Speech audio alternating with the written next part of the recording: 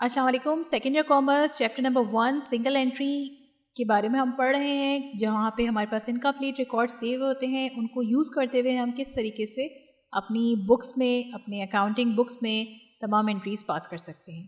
इससे पहले हमने प्रॉब्लम नंबर 1 देखी थी। आज हम प्रॉब्लम नंबर 3 देखेंगे और इसके अंदर मज़ीद हम कुछ कॉन्सेप्ट्स अपने डेवलप करेंगे, कैपिटल के हवाले से, डेप्रिसिएशन के हवाले से, और हम डाउटफुल डेट्स को देखेंगे। कॉन्सेप्ट डेवलपमेंट की बात की जा रही है यहाँ पे, और आपको यहाँ पे सवाल दिया गया है।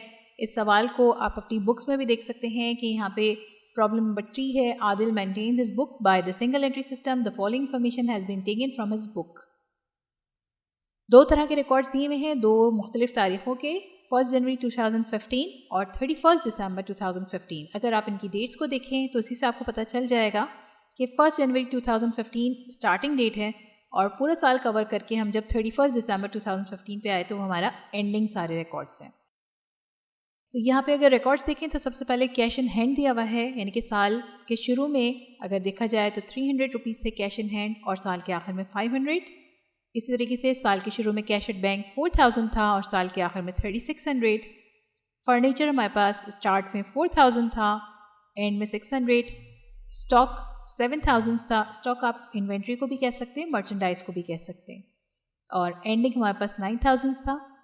आउटस्टैंडिंग वेजेस थी 100 रुपीज़ की, और एंड में कुछ भी नहीं थी। ठीक है, आउटस्टैंडिंग वेजेस वो तमाम वेजेस जो कि हमने देनी थी लेकिन दी नहीं, तो आउटस्टैंडिंग एक तरह से हमारा पेबल क्रिएट हो गया वो। नेक्स्ट हमारे पास है प्रीपेड इंश्योरेंस, 100 रुपीज़ का था, और एंड में हमारे पास 50 रुपीज़ का रह गया। अकाउंट्स पेबल थे 15,000 के, एंड में हमारे पास आके 14,000 रह गए। अकाउंट रिसीवेबल्स थे 19,000 के, और एंड में आके हमारे पास वो रह गए 21,000। लास्ट हमारे पास बिल्डिंग दी हुई थी 20,000 की, और एंड में भी वो 20,000 ही रही। ये सारी हमारे पास दी हुई हैं चीज़ें। इसके अंदर कुछ हमारी लाइबिलिटीज़ हैं और कुछ हमारे असेट्स हैं। इन दोनों को हमने अलहदा करके इनके कैपिटल बैलेंसेस मालूम करने। हमें नहीं पता अभी कि कितना सरमाया उसने स्टार्ट किया, क्योंकि इनकम्प्लीट रिकॉर्ड्स है ना, तो हमें नहीं पता। हम इन तमाम रिकॉर्ड्स को यूज़ करते हुए कैपिटल बैलेंसेस मालूम करते हैं। An additional capital of ₹1500 was introduced during the year and ₹2000 were withdrawn. मजीद इसके अंदर कुछ इन्फॉर्मेशन दी गई है कि साल के दौरान आदिल साहब ने मजीद कुछ कैपिटल इन्वेस्ट किया। कितने का? 1500 रुपये का, और इसके साथ साथ 2000 रुपीज़ जो हैं वो विदड्रॉ भी किए, यानी कि ड्राइंग्स करी 2000 रुपये की। नेक्स्ट इसके अंदर मजीद कुछ दी गई है information. Depreciate furniture bye 10% on the closing balance and building bye 5%। Closing balances के ऊपर हमने डेप्रिशिएट करना है फर्नीचर को 10% के हिसाब से, यानी कि 10% उसकी वैल्यू को डिडक्ट कर देना है, और इसी तरीके से बिल्डिंग को हमने डिडक्ट करना है 5% के हिसाब से। डेप्रिसिएशन का कॉन्सेप्ट आप लोग फर्स्ट ईयर में पढ़ चुके हैं कि हर फिक्स एसेट की कोई एक यूज़फुल लाइफ होती है। वो यूज़फुल लाइफ आहिस्ता आहिस्ता ख़त्म हो रही होती है, तो हम उस चीज़ की वैल्यू को डेप्रिशिएट करते चले जा रहे होते हैं। ठीक है, ओके। नेक्स्ट इसके अंदर मालूम करना है create a reserve for doubtful debts at 5% of account receivable.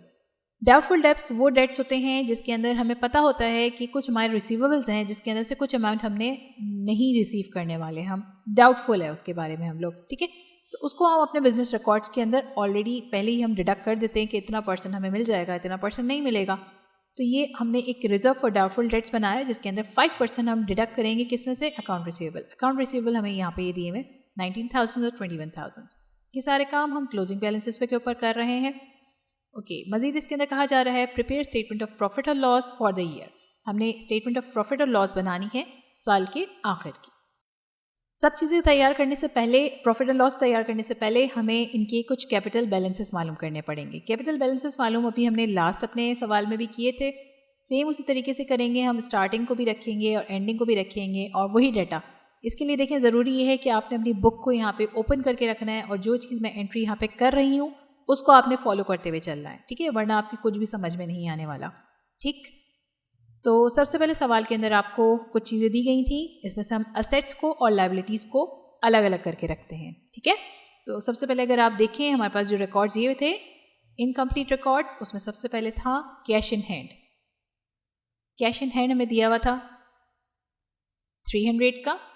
Next था हमारे पास कैश एट बैंक 4000, फिर था फर्नीचर 4000, फिर था स्टॉक 7,000।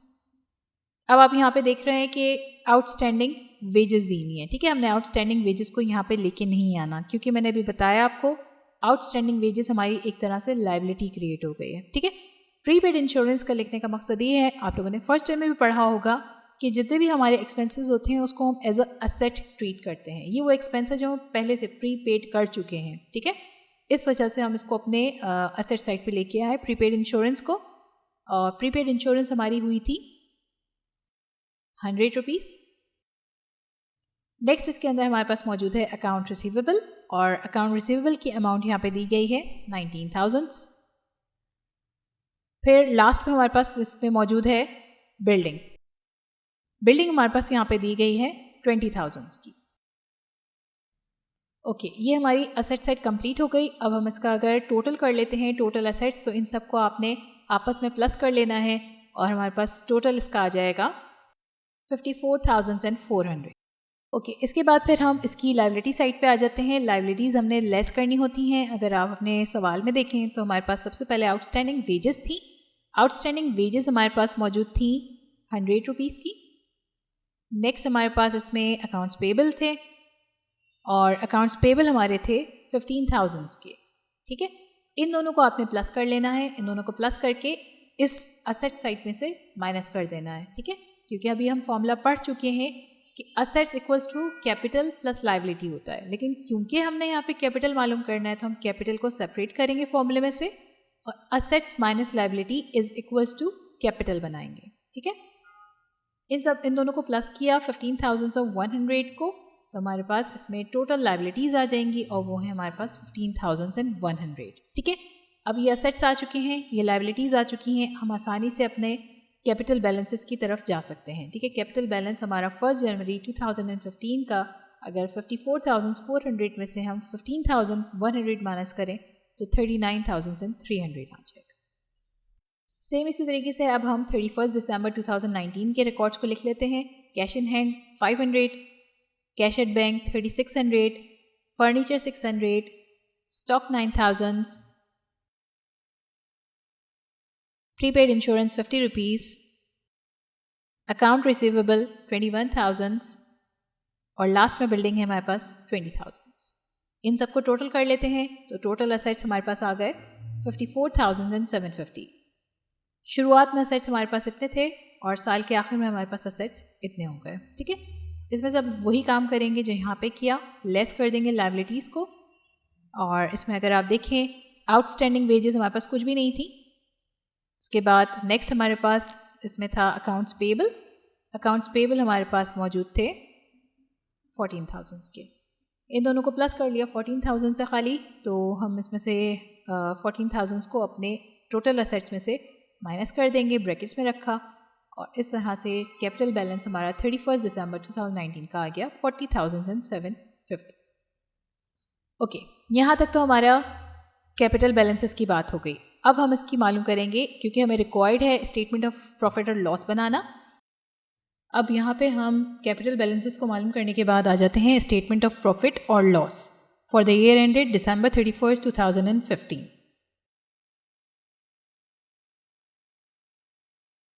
इसके अंदर सबसे पहले हम रखेंगे कैपिटल एट एंड, और कैपिटल एट एंड हमने जो मालूम किया वो आया था 40,750।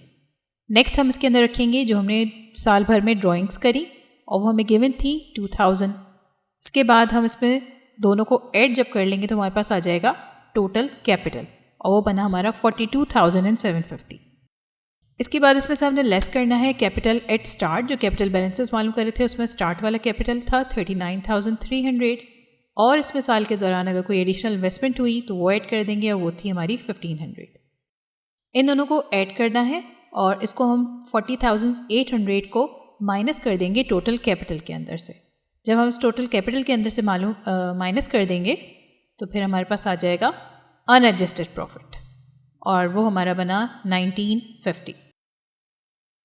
ओके, अब इसके बाद इसमें से हम कुछ ऑपरेटिंग एक्सपेंसेस लेस करेंगे। ऑपरेटिंग एक्सपेंसेस वो तमाम तरह एक्सपेंसेस होते हैं जो कि किसी भी बिज़नेस को चलाने में मदद दे रहे होते हैं, और इसके अंदर हम बात करेंगे डेप्रिसिएशन की। डेप्रिसिएशन एक्सपेंस हमारा अप्लाई हो रहा है फर्नीचर के ऊपर, क्लोजिंग एंट्री के ऊपर, और 600 हमारा क्लोजिंग बैलेंस था, इसका हमने 10% जो है वो डिडक्ट करना है। 10% इसका आप मालूम करेंगे 600 multiply by 10 divided by 100। Percentage का साइन हटता है तो डिवाइड कर देते हैं 100 से, ठीक है। तो इसको जब हम डिवाइड करेंगे तो हमारे पास आ जाएगा 60 रुपीज़। नेक्स्ट हमारे पास डेप्रिसिएशन मालूम करनी थी बिल्डिंग की 20,000 और इसका हमने 5% मालूम किया। सेम उसी तरीके से जैसे भी हमने ऊपर मालूम किया, इसका आंसर आ जाएगा 1000। ओके, इसके बाद नेक्स्ट हमारे पास थे बेड डेट्स। बेड डेट्स वो तमाम तर हमारे अकाउंट रिसीवेबल के ऊपर डिडक्ट होंगे। अकाउंट रिसीवेबल हमारे 21,000 के थे और इसके ऊपर 5% हमें कहा गया था कि बेड डेट्स के रिजर्व में डाल दिए जाएं। तो यहाँ पे हमने 21,000 का 5% लेंगे तो वो हमारे पास आ जाएगा 1,050। तो ये सारे हमारे ऑपरेटिंग एक्सपेंसेस थे। इन सब को हम टोटल कर लेंगे और ये हमने क्या करने हैं, लेस करने हैं। किसमें से, अनएडजस्टेड प्रॉफिट के अंदर से। तो जब हम इन सब को टोटल करते हैं तो हमारे टोटल ऑपरेटिंग एक्सपेंसेस हमारे पास बनेंगे 2,110, ठीक है। इसको हमने ब्रैकेट्स में रखा क्योंकि हमने इसको लेस करना है। ये वो तमाम एक्सपेंसेस हैं बिज़नेस को चलाने में मदद दे रहे हैं। तो हमने जब प्रॉफिट और लॉस मालूम करना होता है तो हमने एक्सपेंसेस को निकालना होता है। ये आप लोग फर्स्ट ईयर में भी पढ़ चुके हैं। तो वही काम हमने यहाँ पे किया। 1950 में से हम 2,110 माइनस करेंगे। अब देखिए ये 1950 की फ़िगर छोटी है और ये फ़िगर बड़ी है। इन दोनों को जब हम माइनस करेंगे तो हमारे पास नेट लॉस बनेगा, ठीक है। यानी कि इसके अंदर हमने किसी भी किस्म का कोई मुनाफा नहीं कमाया इस बिज़नेस के अंदर, हम उल्टा नेट लॉस में चले गए। और कितना लॉस हुआ है हमें, 160 रुपीज़ का। तो ये हमने इनकम्प्लीट रिकॉर्ड्स के ज़रिए अपनी प्रॉफिट एंड लॉस की स्टेटमेंट मालूम कर ली। इसके लिए हमें सबसे मेन चीज़ कैपिटल बैलेंसेस मालूम होना चाहिए, वो हमने मालूम किए। फिर हमने इसके ऊपर अगर कोई एडिशनल इन्वेस्टमेंट हुई थी या ड्राइंग्स हुई थी तो ड्राइंग्स को तो ऐड कर दिया, लेकिन एडिशनल इन्वेस्टमेंट को हमने लेस कर दिया इसके अंदर से। फिर उसके बाद हमने ऑपरेटिंग एक्सपेंसेस माइनस कर दिए। जो भी अमाउंट आएगी प्लस में आएगी तो प्रॉफिट होगा और माइनस में अमाउंट आएगी तो हमारा नेट लॉस होगा। उम्मीद है आज का लेक्चर भी आप लोगों को अच्छी तरीके से समझ आया होगा। और इसके हवाले से कोई भी आपको सवाल है तो आप उनसे कमेंट सेक्शन में, फेसबुक, इंस्टाग्राम या फिर ईमेल करके भी हमसे अपने तमाम सवालात पूछ सकते हैं। अगर ये वीडियो पसंद आई हो तो उस वीडियो को लाइक ज़रूर कीजिएगा, हमारे चैनल को सब्सक्राइब ज़रूर कीजिएगा। अल्लाह हाफ़िज़।